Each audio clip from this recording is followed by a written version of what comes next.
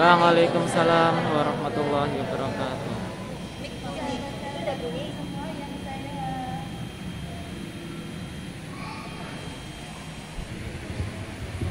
Sahabat-sahabatku semua yang saya cintai dan saya banggakan,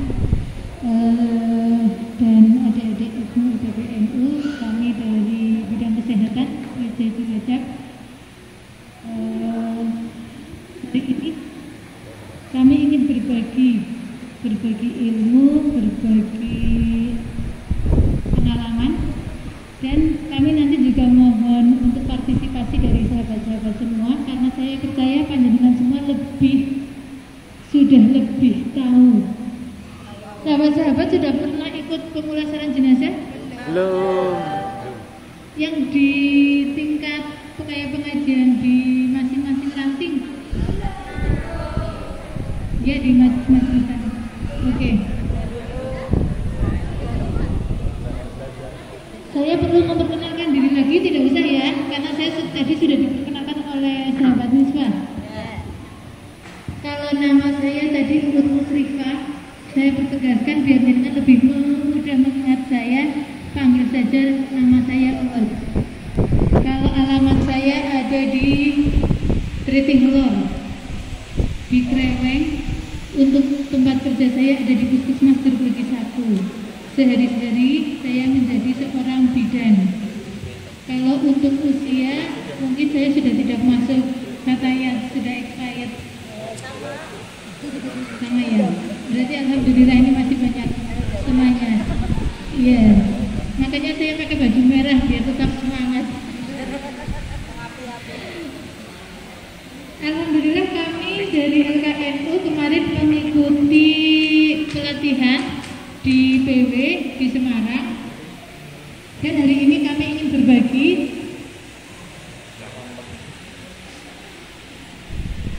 tentang pemulasaran jenazah akibat COVID-19, karena di era sekarang itu banyak pasien-pasien yang terkonfirmasi COVID dan tidak hanya terjadi di rumah sakit saja. Kalau mungkin pasien COVID yang sudah dirawat di rumah sakit, itu penanganan pemulasaran jenazahnya ada di rumah sakit.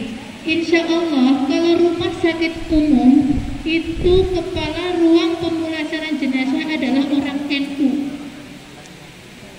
Orang NU, beliau masuk LKNU Bapak Narso. Jadi kami hari ini pun sudah share untuk kepengennya beliau ikut hari ini, tapi ternyata banyak tugas jadi tidak bisa ikut. Dan kami sudah menghubungi sahabat kami yang dari Kroya juga tidak bisa ikut karena ada halangan, jadi sendirian. Harusnya ini adalah tim. Oke, lanjut Manik. Ini ada latar belakang kenapa kok dari PW itu mengadakan pelatihan pemulasaran jenazah secara COVID. Itu karena pada saat sudah 1 tahun ya, kita itu sudah dari WHO menyatakan bahwa COVID itu adalah sebagai pandemi internasional. Jadi tidak cuma nasional saja, tapi internasional, dan sudah 34 provinsi yang banyak kasus COVID-19. Hal ini membutuhkan langkah-langkah tata laksana secara spesifik untuk mencegah terjadinya penyebaran kepada tenaga medis maupun tenaga pemulasaran jenazah serta keluarga dan masyarakat secara umum. Tapi dalam praktek pemulasaran jenazah masih banyak yang tidak dimandikan sesuai syariat, baik yang dengan tayamum ataupun tidak disucikan sama sekali. Banyak tersebar ya. Kalau dimakamkan masih memakai pakaian. Ya insya Allah kalau untuk orang NU kalau masuk di rumah sakit memang dimandikan. Tapi kemungkinan kalau masuk di rumah sakit yang bukan milik NU, karena orang sudah meninggal ya sudah selesai. Hubungannya tidak ada hubungan apapun. Daripada mungkin nanti kalau dia dimandikan terus menularkan ke yang sehat, maka dimakamkan masih asli dengan bajunya. Makanya kenapa? Oke, lanjut saja slide-nya. Makanya tanggal 15 Rabiul Awal tadi. Saya sambil duduk, kelihatannya tidak nyaman. Dari Lembaga Basul Masail PWNU Jawa Tengah mengadakan kolakol LBM PWNU nomor 10 PWNU Jateng 2020 tentang pemulasaran jenazah COVID dengan kesimpulan praktek pemulasaran jenazah COVID masih banyak yang tidak dimandikan sesuai syariat. Jadi kejadian ini tidak hanya di Cilacap, banyak kiai-kiai di Kudus, di kabupaten lain karena COVID dan itu tidak dimandikan sesuai dengan syariat. Jadi akhirnya PW mengadakan diskusi. Oleh karena itu disusun panduan pemulasaran jenazah yang meninggal baik di lingkungan fasilitas pelayanan kesehatan maupun masyarakat. Ya, lanjut. Ini tujuannya terjadinya pemahaman bersama baik petugas, relawan, dan relawan pemulasaran jenazah dan masyarakat tentang praktek pemulasaran jenazah COVID-19 di semua fasilitas pelayanan kesehatan sesuai syariat. Untuk ketentuan umum, petugas atau relawan adalah relawan yang melaksanakan pengurusan jenazah dari Satgas COVID. Maaf, itu masih PW, tapi nanti kalau disingkat PAC nanti adalah Satgas COVID tingkat PAC. Baik dari Ansor, Fatayat, Muslimat, dan LKNU. Syahid akhirat adalah muslim yang meninggal dunia karena kondisi tertentu, antara lain karena wabah, tenggelam, terbakar, dan melahirkan yang secara syariat dihukumi dan mendapatkan pahala syahid. Ini ketentuan pemulasaran jenazah. Yang kedua adalah memakai APD, alat pelindung diri, yang digunakan oleh petugas atau relawan yang melaksanakan pemulasaran jenazah. Jadi semua petugas baik relawan yang akan memandikan jenazah harus sudah memakai APD, alat pelindung diri. Kemudian ada jenazah atau pasien dengan diagnosis COVID atau pasien dalam pengawasan probable yang meninggal namun belum ada hasil pemeriksaan. Ini yang banyak cerita. Misalkan karena saya orang puskesmas, jadi kita kena dampaknya. Katanya kalau ke puskesmas atau ke rumah sakit itu dikonfiskan. Iya, betul sekali. Sebetulnya kita tidak akan mengkonfiskan, walaupun secara real kami tidak tahu. Di lapangan aslinya di masyarakat kami tidak tahu. Tapi di tempat kami itu ada proses, karena kami juga rawat inap. Sebelum pasien rawat inap masuk ke ruangan, itu di IGD kita ada pemeriksaan namanya antigen, RDT antigen dan RDT antibody. Nah, untuk penegakan diagnosa itu pakai PCR. Swab PCR itu menunggu hasilnya. Tapi kalau RDT rapid itu tidak menunggu. Jadi hasilnya cuma setengah jam tidak ada sudah keluar. Cuma belum tentu di rapid itu positif, ya, reaktif. Nanti PCR-nya positif itu belum tentu. Jadi ada masa ini antara hasil rapid dengan hasil PCR. Nanti ini loh yang menjadi dilema. Ampun mengkana nang puskesmas di rapid reaktif, ini yang kamu negatif. Memang itulah yang menjadikan diagnosa pasti safe atau bukan adalah PCR, bukan antigen. Antigen sebagai identifikasi awal. Kalau dari rapid ini sudah reaktif, berarti langsung ke arah PCR. Soal nanti PCR-nya dia negatif, alhamdulillah, berarti karantinanya selesai. Tapi kalau belum sampai menunggu hasil kok meninggal, berarti ini loh yang kadang masyarakat tidak menerima. Jadi dampak negatif ini di COVID pemakamannya. Karena antara swab keluar dengan meninggal ternyata malaikat menjemput duluan sebelum itu didiagnosa sakit. Jadi itulah kadang yang kami terima dari kesehatan kalau di COVID memang mengenal, padahal tidak.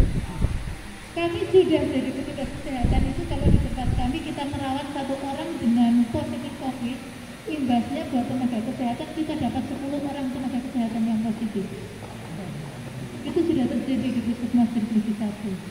Jadi di tempat kami sudah hampir 70% tenaganya yang sudah terpapar. Tidak hanya tenaganya saja. Ternyata setelah 2 hari saya keluar dia positif, kembali ke rumah, anak-anaknya yang di rumah dari petugas kami itu juga sudah positif. Itulah luar biasanya COVID. Tapi karena itu sudah pekerjaan, tetap kami bekerja, tetap kami melangkah. Walaupun kami dibenci orang, walaupun kami tidak disukai, karena pada saat pihak kecamatan tahu puskesmas tutup, semua orang takut mendekati kita. Polsek saja suruh nengokin puskesmas, dia takut. Apalagi masyarakat, aja menanam kok menang COVID. Nah, itulah indahnya cerita di dunia. Jadi orang apa, laksanakan saja tugas kita. Itu menurut kami. Kemudian pelaksanaan pemulasaran jenazah adalah tim yang ditunjuk oleh gugus tugas COVID di tingkat PC. Kami di tingkat PC sudah ada timnya. Kebetulan kami 6 orang, tapi 4 orang dari Majenah, 1 orang kami dari Jeruk Legi, 1 orang dari Kroya. Harapannya yang dari Kroya ikut tahu ke sini, tapi ternyata juga ada masalah. Petugas atau relawan mobil jenazah adalah yang ditunjuk oleh rumah sakit terkait, terdiri dari 1 supir dan minimal 2 orang petugas relawan pengangkat jenazah. Ini kalau prosesnya dari rumah sakit. Dengerin orang lagi. Iya lah. Orang sadar kan wong. Ini pekerjaan hukum syariatnya. Jadi apa yang kita lakukan sudah ada Orang kerja apa ya? hukumnya. Itu keputusan melakukan konsultasi PKPU dalam nomor 10 dari 2020 tentang pemulasaran jenazah COVID. Apa ya cari ya? Untuk ruang lingkupnya, berarti yang kita tangani dengan pemulasaran jenazah itu adalah jenazah terduga dari dalam rumah sakit sebelum keluar hasil swab, kemudian jenazah pasien dari dalam rumah sakit yang telah ditetapkan sebagai kasus probable, jenazah dari luar rumah sakit dengan riwayat yang memenuhi kriteria probable. Kalau menurut saya, ini menurut saya, bukan menurut tulisan itu. Sebentar. Kita ada di poin ketiga. Jenazah dari luar rumah sakit dengan riwayat yang memenuhi kriteria probable konfirmasi COVID. Hal ini termasuk pasien get on medical juga dari rumah sakit lain. Yang saya kalau sekarang orang batuk pilek itu sedih nah, kadang Jarang ngerti. Kok mencet di aku? Hasilnya positif. Orang. Nggak mau berangkat rumah sakit. Karena Angger mari. Ya kaya ya. Tapi angger depannya meninggal. ada kan. Nah, maksudnya ini loh data yang jenengan.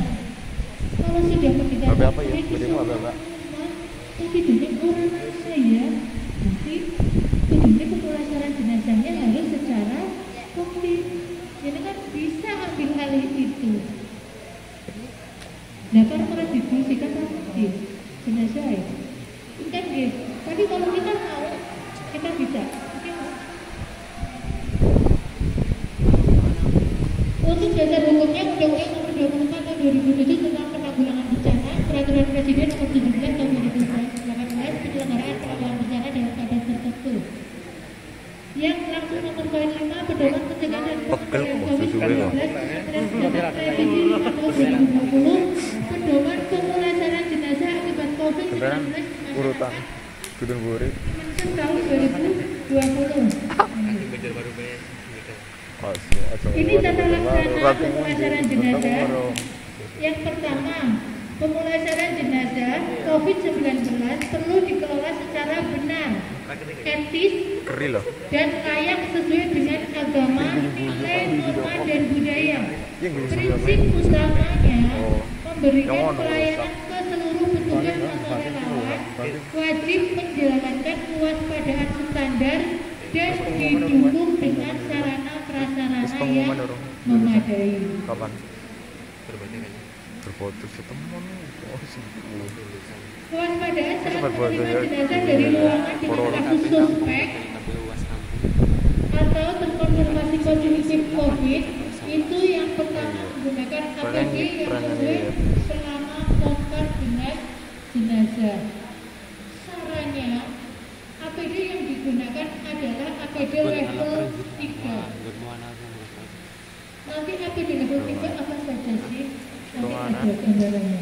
Dan nanti kalau di situ kan gambarnya angel banget boleh sih barang kayak suwe dhewe wis arep nulungi wong ngedusi jenazah datang boleh diarani aja terus kita ada yang paling mudah dan paling sederhana.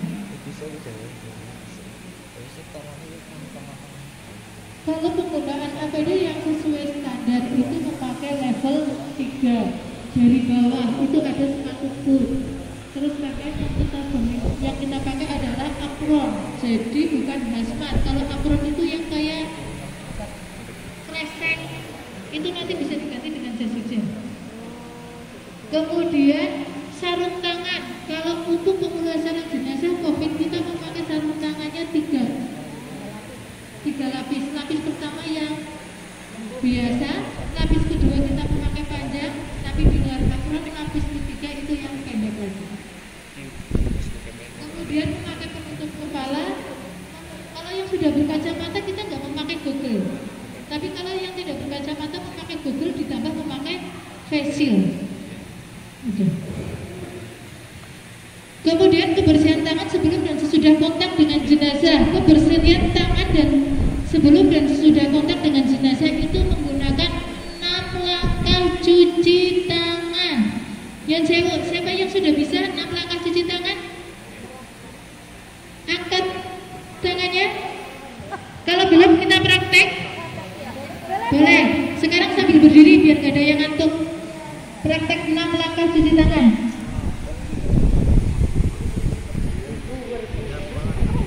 Karena ini wajib hukumnya. Orang pun usuk dong rangkum dicuci tangan orang. Kudu 6 langkah. Walaupun nanti bayangannya suwit tuh menjaga sih kurang menit. Kalau sudah terbiasa nanti akan sebelum ke langkah pertama, tangan kita basahi dulu dengan air yang mengalir di bawah keran, tidak boleh diobok-obok di dalam ember. Ya, berarti di keran yang mengalir airnya, kemudian kita dikasih sabun.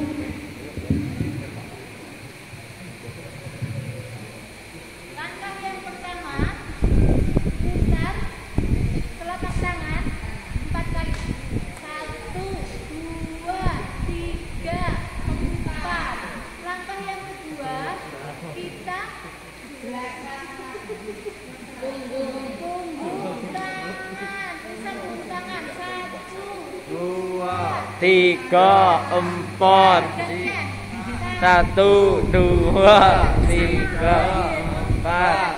Kemudian yang ketiga ada di sela-sela jari. 1, 2, 3, 4. Itu tadi langkah yang ketiga. Langkah yang keempat berarti mengunci jari saling mengunci. Nah, kemudian langkah yang kelima itu berarti putar ibu dari 1, 2, 3, 4. Nanti ya. 1, 2, 3, 4. Langkah yang keenam putar ujung jari. 1, 2, 3, 4. Gantian. 1, 2, 3, 4. Coba sambil nyanyi bisa nggak? Ada 6 langkah.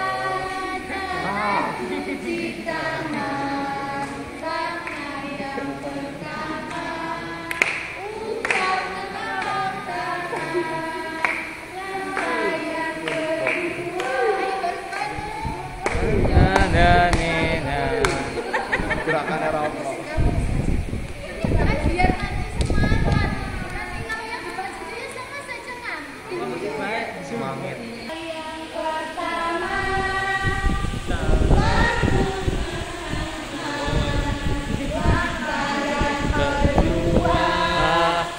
Punggung kau tengkangan.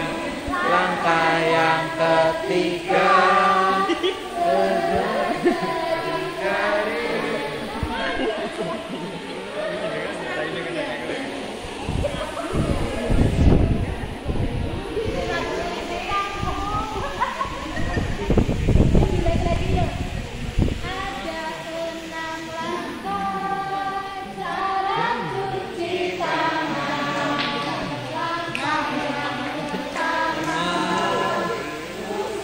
Dekat tangan.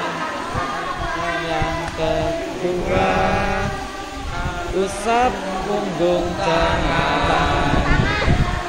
Yang ketiga, selat jari.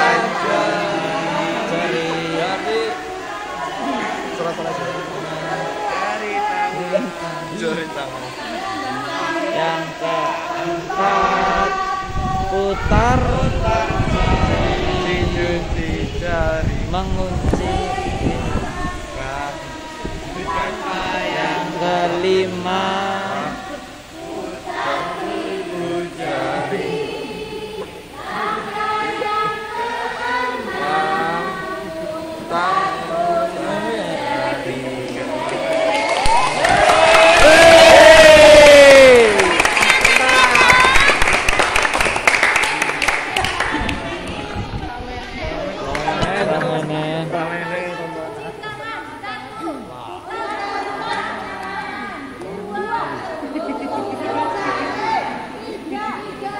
langkah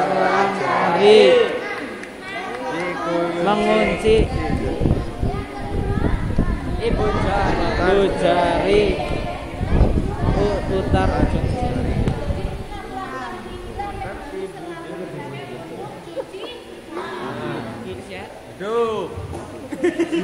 Kemudian dekontaminasi lingkungan termasuk seluruh permukaan, benda dan alat dengan desinfektan. Sekarang saya kepengen belum duduk.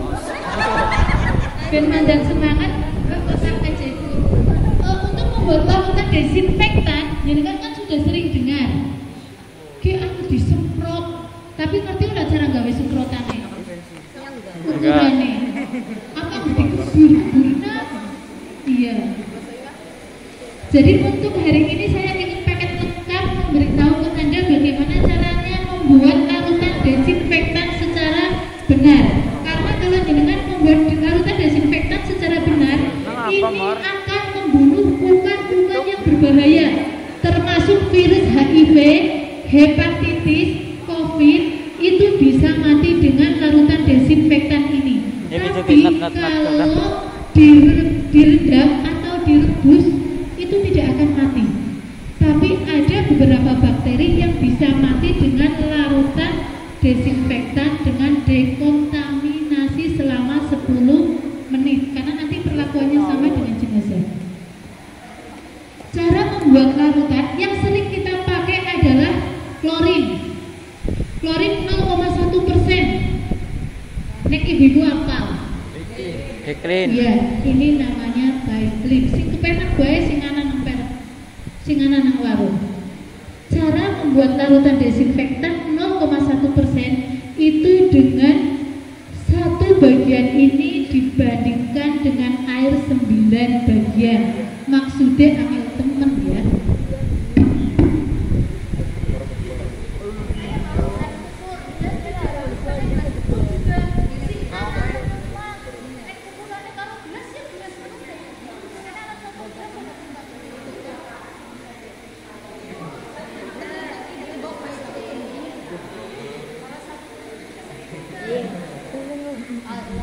Ini nanti untuk membuat larutan desinfektan. Nah, kalau sudah dibuat, dimasukkan di sini. Nanti pemakaiannya dengan semprot. Misalkan karena ini yang biar mudah, kalau ini 200 ml, 200 ml atau 200 cc, berarti air yang dibutuhkan sebagai pelarut berapa? 1:9. lebih cepat? Iya, pintar. Tepuk tangan buat baca mahasiswa. 1.800 air.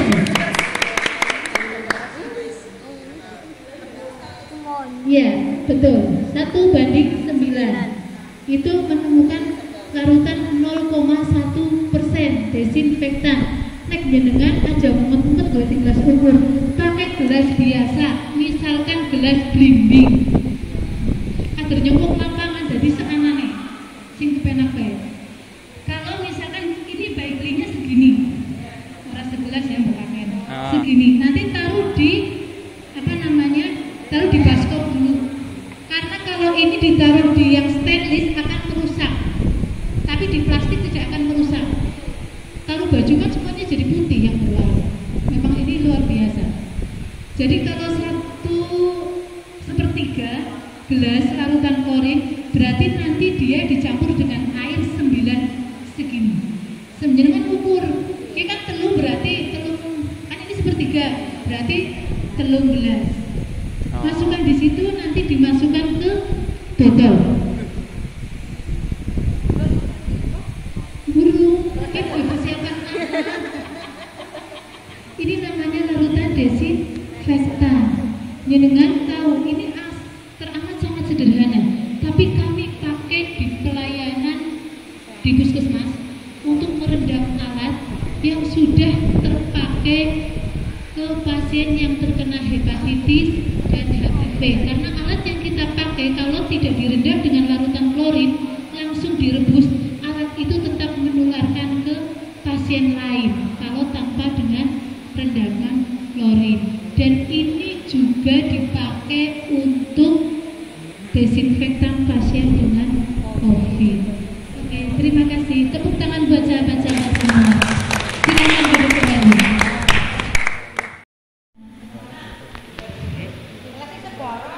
Ya, betul sekali. Ternyata malah ulih mau plastik sebarang. Aduh, ulih bulat kan tinggi membungkus jenazah. Karena kan toko plastik berarti orang ulih baru cerita-cerita. Kamu bulat terus ketemu. Ternyata lindungi bisa pakai itu. Yang penting bentuknya plastik. Insya Allah karena dari kami juga untuk alat-alat pemulasaran jenazah katanya dari BW mau didistribusi, tapi lewat PC dan pengajuannya baru kemarin. Jadi kita belum dapat satu paket alat pemulasaran jenazah. Nanti kalau kita sudah jadi dapat, kita akan sosialisasi di PC. Pasien yang terpapar COVID tapi tetap memakai APD level 3. Jadi misalkan nih panjenengan satu dari Fatayat, kan nanti sudah praktek, besok rumah tangganya ninggal, magang lah. Tapi kita harus sudah memakai APD level 3. Dari keluarga misalkan, aku melu ngedusin masa anaknya orang, boleh. Tapi dia harus memakai APD level 3 biar memutus mata rantai penularan. Kemudian yang dipastikan adalah pasien yang kita mandikan terinfeksi dengan COVID-19. Kalau saya orang kesehatan malah tidak begitu setuju ini. Karena pasien hepatitis juga sama penularannya.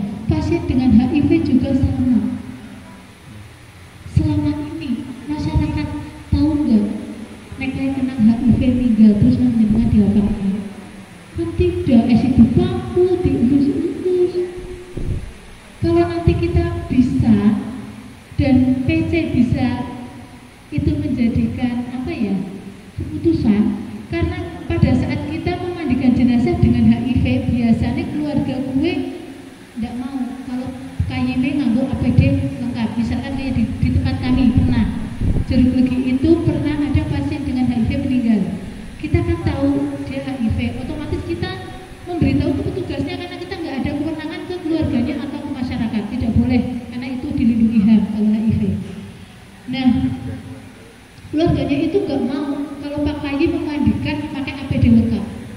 Si anakku kenapa? Dan yang aneh teman jadi dusi Pak KY kayak gue. Masih alhamdulillah sekarang Pak KY memandikan pakai sarung tangan. Kalau sekarang kita ada diskusi panjang lebar, lama sampai keluarga baru ACC. Ini putranya jenengan meninggal meninggal HIV kalau dimandikan secara umum kasihan, yang memandikan kalau orang lain mau menyentuhnya juga kasihan. Itu kudu dikrisiki sekarang. Baru seandainya kita petugas melindungi diri dan masyarakat, kan tidak apa-apa. Nek wis dadi umume oleh ngedusi APD lengkap tanpa memandang itu COVID, itu hepatitis, itu HIV, tapi jadi aturan bahwa ayo secara syariat kita tidak menghilangkan, cuma gue mencegah penyebaran satu penyakit. Itu kami malah agak sepakat gitu. Kalau misalkan pasien HIV kan jenengan ranut itu meninggalnya karena psikis marak si COVID, tapi HIV sama hepatitis kan tidak termasuk di catatan itu. Padahal proses penyebarannya sama dan sangat mudah dan tidak ada obatnya. COVID bisa mati, HIV sama hepatitis tidak bisa sembuh kalau sudah tertular. Tidak ada ciri-ciri orang yang kena hepatitis atau HIV meledak melakukan semenit tahun orang lain, tidak, karena tidak menyebabkan satu penyakit tertentu, tapi menurunkan daya tahan tubuh seseorang. Jadi pada saat dia sakit tertentu dia tidak mudah sembuh. Nusalumu agak ranking untuk HIV. Kebetulan adik saya juga di sini, orang puskesmas. Oke, kita lanjutkan. Petugas atau relawan memberikan edukasi penjelasan mengenai penyakit yang menimpa almarhum atau almarhumah hingga naik pas ada orang meninggal kan hidungnya ditutup, mulutnya ditutup pakai kapas. Nah bedanya kalau di COVID kapasnya basah, direndam dengan larutan desinfektan, bukan kapas kering. Bila ada luka akibat tindakan medis, maka dilakukan penutupan dengan plester kedap air.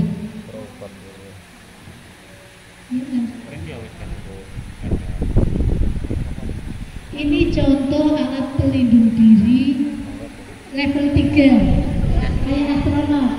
Itu ada masker bedah. Sebetulnya di kita standarnya adalah N95. Tekan masyarakat langka N95 berarti pakainya masker bedah. N95 bentuknya seperti ini.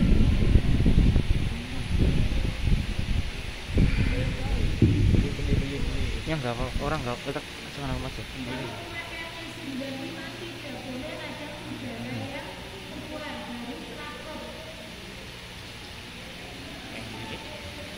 Jadi misalkan saya juga siapkan nih, pakai N95 tapi menjaga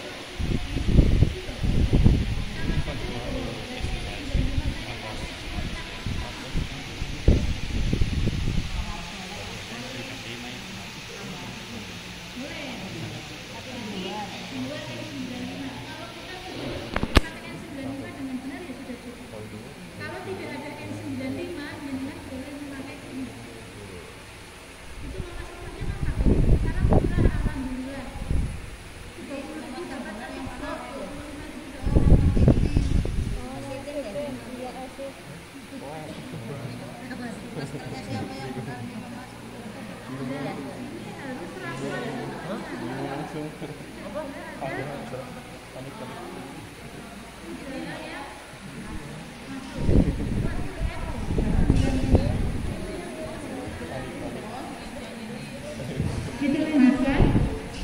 Kemudian memakai goggle atau kacamata pelindung. Goggle atau kacamata pelindung itu kayak tukang las apa ya? Ya, itu. Iya. Nah, tapi kalau sudah pakai kacamata kayak gini, kita kan nggak mungkin pakai 3. Sudah kayak gini, terus kita langsung memakai.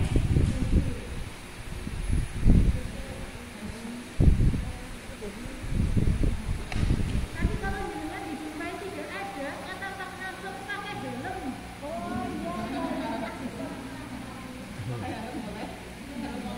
Dulu motor, anak kacanya ini. Itu penutup depan.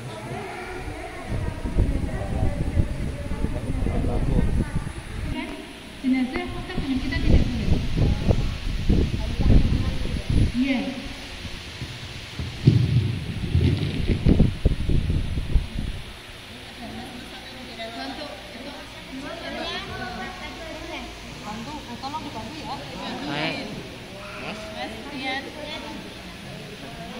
Jenengnya kena.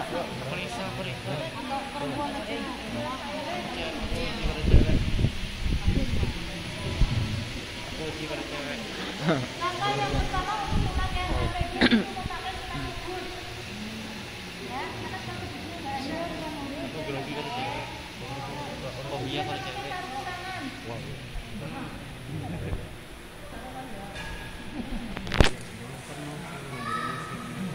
Harusnya ada yang panjang, sarung tangan di barang tangan dan barang langka sekarang. Jadi saya alternatif saya pakai gaun. Kalau gaun itu level 2, bukan level 3. Dengan disarankan memakai level 3. Kalau itu level 2 kalau memakai gaun. Jadi antisipasi habis memakai kunci kita memakai kapsul.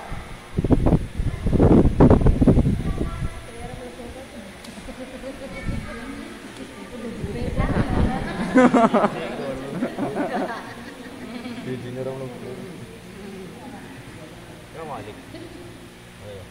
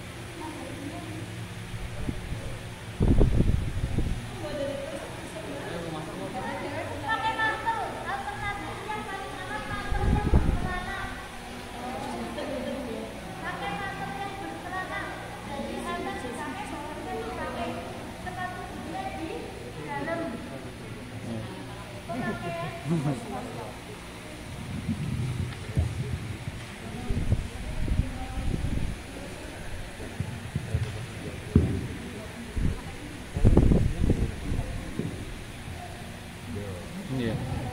Arung apa nama? Jadik ya orang namanya Jadik. Wow. Namanya.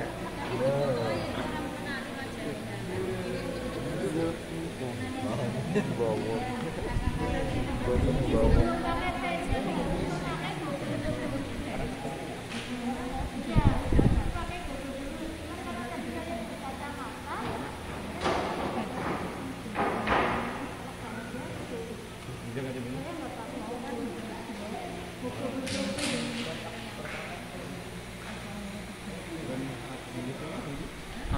Kalau main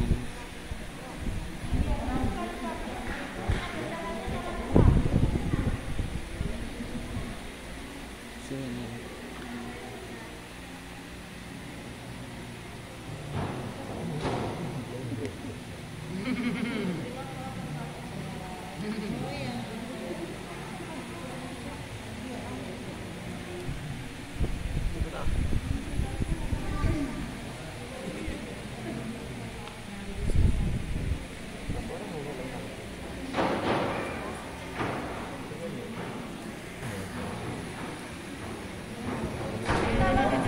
Sarung tangan yang pertama.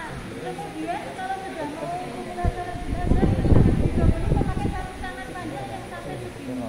Nanti baru didahului lagi dengan sarung tangan yang pendek.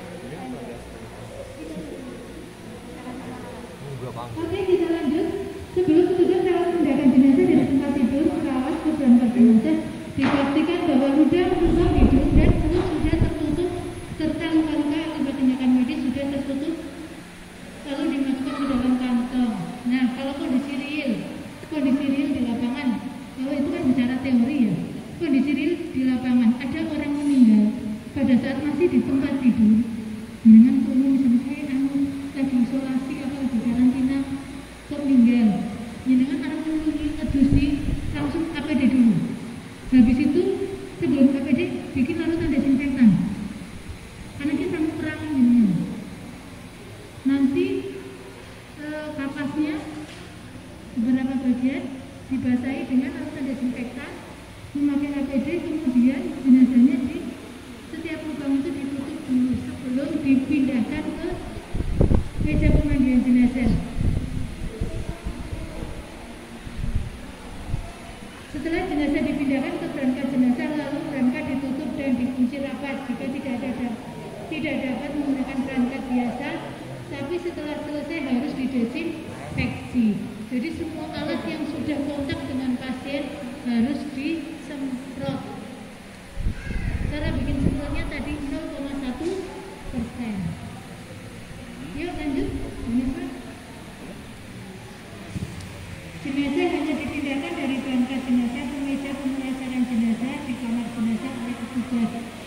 kalau di rumah tapi kalau di rumah bagaimana? Biasanya di atas meja dipotong ke tempat pemandian. Harapannya antara meja dengan tempat pemandian itu jangan terlalu jauh. Kan biasanya mandan aduh nek nang desa. Iya ayu nih. Nang ndi botone nang ndi mejane nang ngarep. Apa di? Kalau bodoh berusaha kan jangan terlalu jauh antara meja dengan yang untuk memandikan jenazah. Lanjut. Ini disinfeksi jenazah itu kalau saya tidak harus di kamar jenazah karena kita berbicara di lapangan. Iya. Secara real di masyarakat. Petugas atau relawan kamar jenazah memberikan penjelasan kepada keluarga mengenai masalah dan Apa di? yang meninggal dengan penyakit menular terutama pada kondisi pandemi COVID. Jadi apapun itu sebelum dimandikan keluarga diberitahu dulu tentang penyakitnya dan tentang proses penularannya. Kemudian pemulasaran jenazah dengan penyakit menular atau statusnya diduga meninggal karena penyakit menular harus dilakukan desinfeksi terlebih dahulu. Desinfeksi jenazah dilakukan oleh tenaga yang memiliki kompetensi yaitu spesialis forensik medis sangat untuk tidak dimulasarkan di kamar jenazah. Tindakan pemandian jenazah hanya dilakukan setelah tindakan desinfeksi. Kemudian petugas atau relawan pemandian jenazah tinggal dimakamkan. Sudah selesai. Jadi tidak banyak orang yang pegang karena cukup 2 orang atau 3 orang, tidak boleh terlalu banyak. Dari petugas pemulasaran 1 nanti melibatkan 2 keluarga tidak apa-apa. Jadi tadinya kalau 2 orang kan masih bisa dengan memandikan, tapi harus botong atau telur kuat. Lah.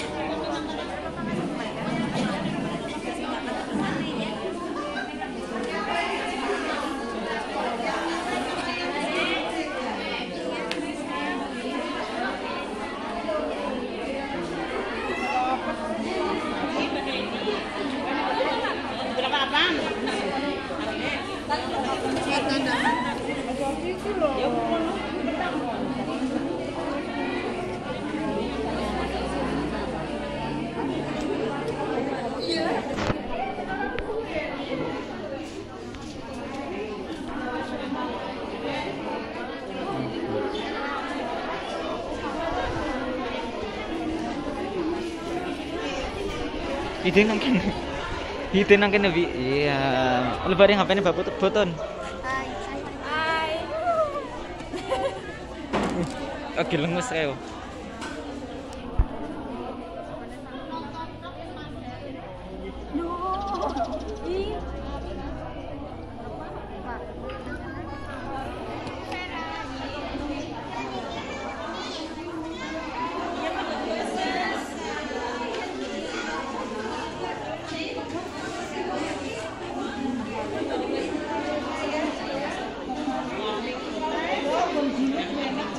Oh, enak ibu ya.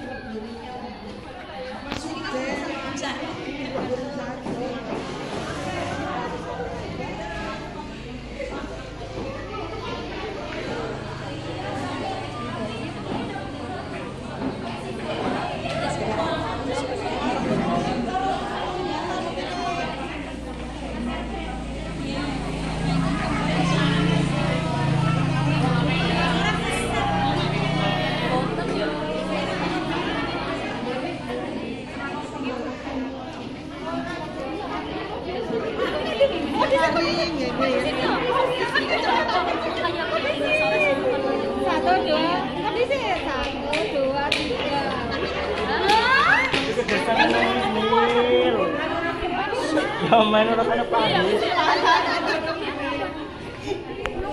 Itu game. Boleh?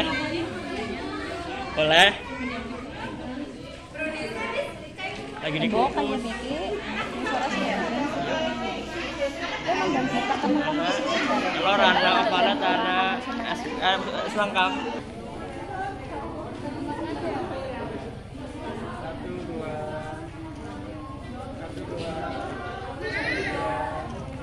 nanti gak nih ketemu.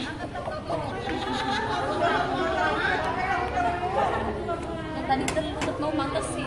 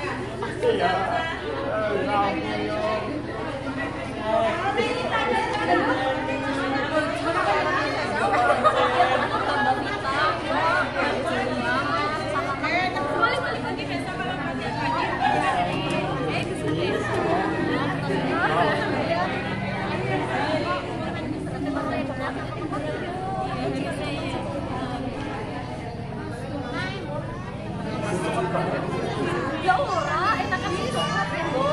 Enak terus sih vanilla di akhir enak coklat.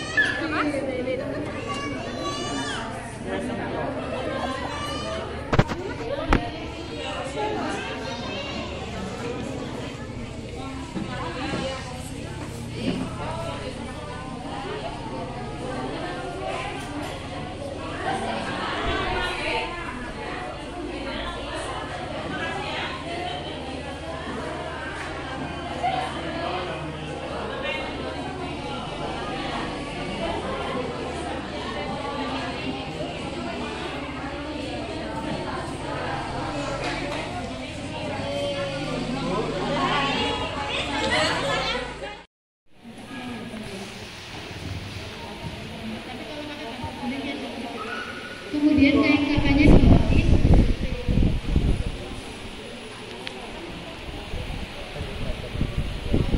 Berarti belum di tengah, agak ke pinggir. Ya, dulu pinggir satunya lagi. Kelihatannya kurang lebar ini. Bukan, coba cari yang lebar. Atau semuanya tiga.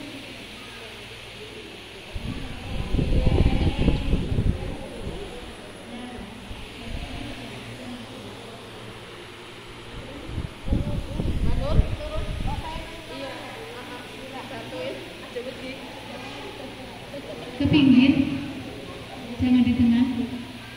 Ya, berarti satu lagi.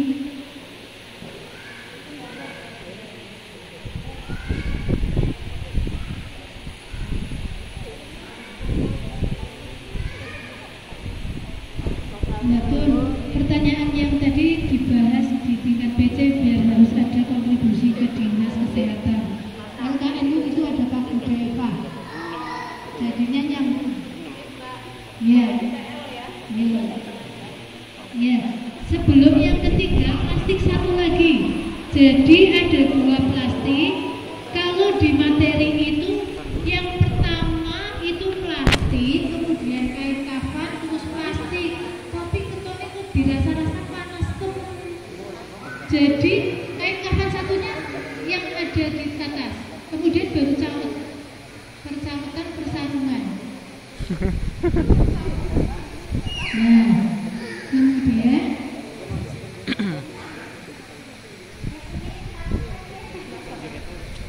sawat paling atas kelihatannya nanti terakhir. Berarti kalau baju ditaruh atas. Iya.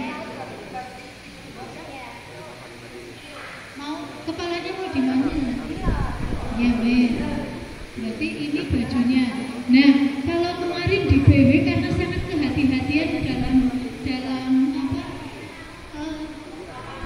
pengapanan dan sikat jenazah. Jadi sedekap itu diperhatikan banget. Tidak boleh dalam proses nanti kok sudah tepat. Misalnya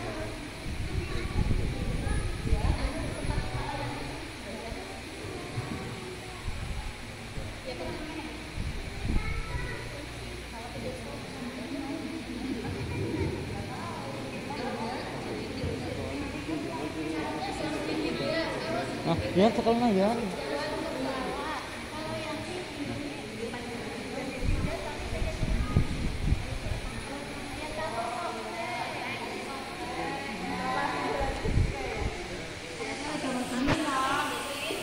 kalau melaksanakan jenazahnya tidak ada bedanya cuma ada di plastiknya saja, yang lainnya sama.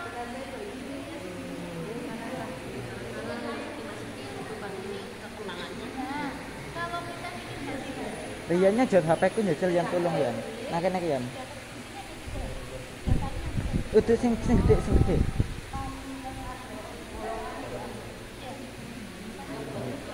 jadi nanti langsung sampai baru nanti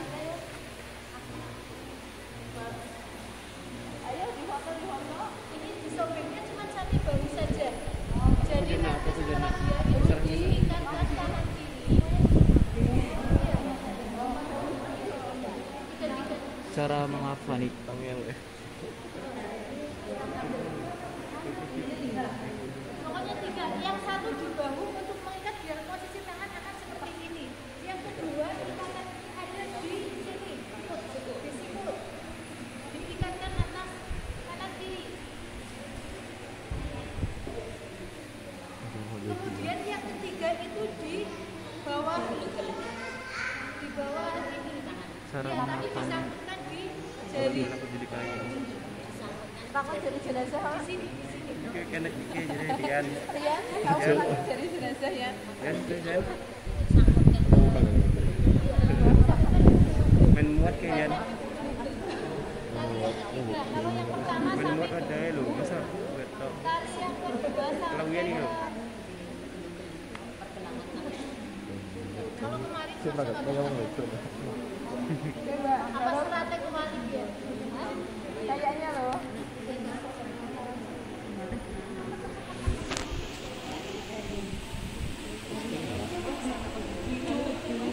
Jadi pemalu ini jadi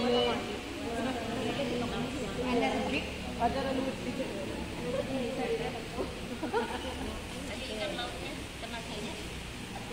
Jadi sobekan ini tidak sama dengan yang di pertama, kedua, dan ketiga tidak sama padanya.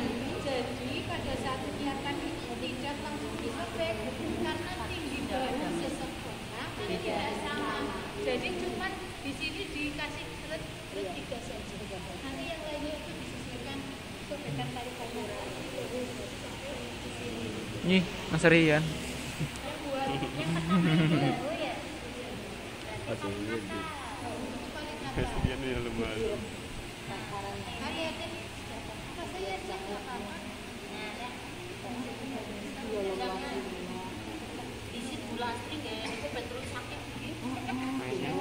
Jenazah warna-warni. Ini berarti segitiga. Sama dengan korban. Iya, sama dengan Pasti jenazah lainan. iya, sama. Warna-warna.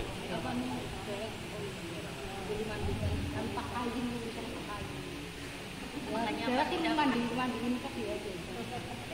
Itu kan orang.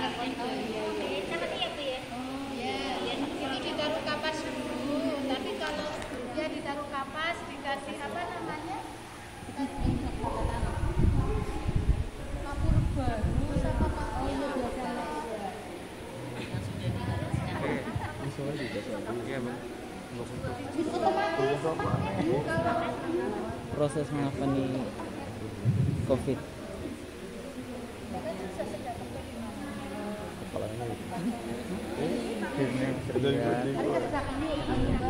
kira-kira.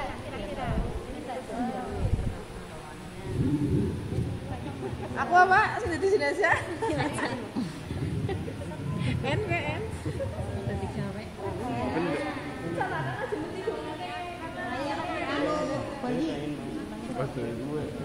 Oh, dari Malisuri.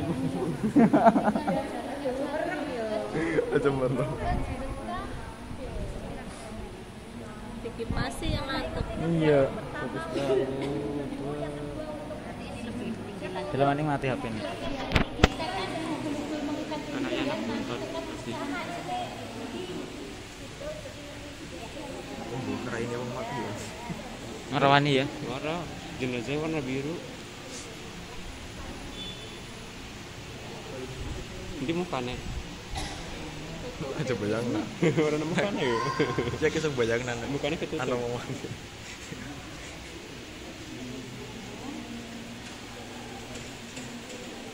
Ih,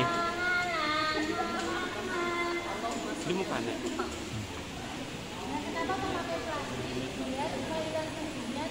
Mana letaknya kanan dulu apa kiri dulu? Peletakan baik Kanan. Tidak ada kegiatan Dulu awal kan dalam hidup lagi yang dari kanan. pakai celana saja kan? Masa dari kiri? Yang kanan. ih kosong. Itu plastik kayak kosong.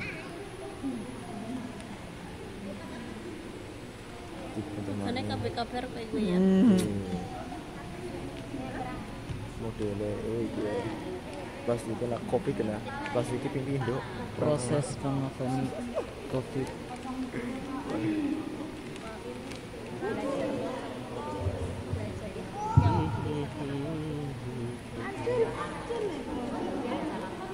Jadi mati. Ini ceketan weten kafe. Lanang. Sing di mau di dia.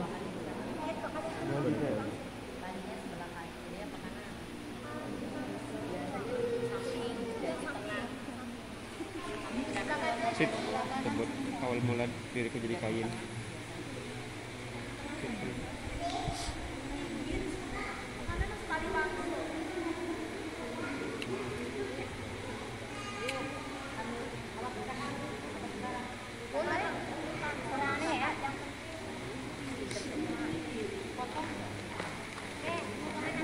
Di balik karat ya.